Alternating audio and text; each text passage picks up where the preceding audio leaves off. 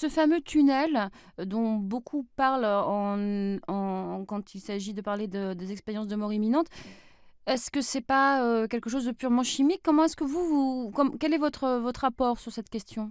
Moi j'appelle expérience de mort provisoire, dans le tunnel, effectivement. Donc les gens sortent de leur corps, leur réanimation, voient même ce qui se passe à distance de leur corps, dans une autre pièce, dans une salle d'attente. On vérifie, c'est vrai. Ils passent dans un tunnel et ils voient une lumière d'amour où ils voient des êtres chers décédés et ils reviennent complètement transformés par cette expérience qui restera pour toujours l'expérience la plus importante de toute leur vie. Alors certains ont dit le tunnel, c'est une extinction du lobe occipital, qui est l'aire visuelle du cerveau, et qui donne une sensation de tunnel. Mais c'est pas du tout ça.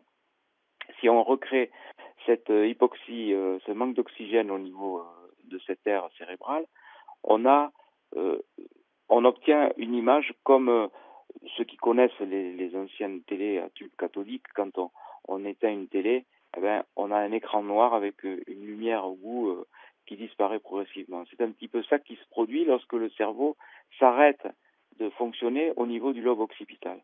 Mais dans l'expérience de mort imminente, c'est pas du tout ça. Ce tunnel, c'est une sensation d'accélération formidable avec une lumière d'amour au bout. Cette lumière d'amour, elle n'est pas reproductible en faisant ces manœuvres sur le cerveau.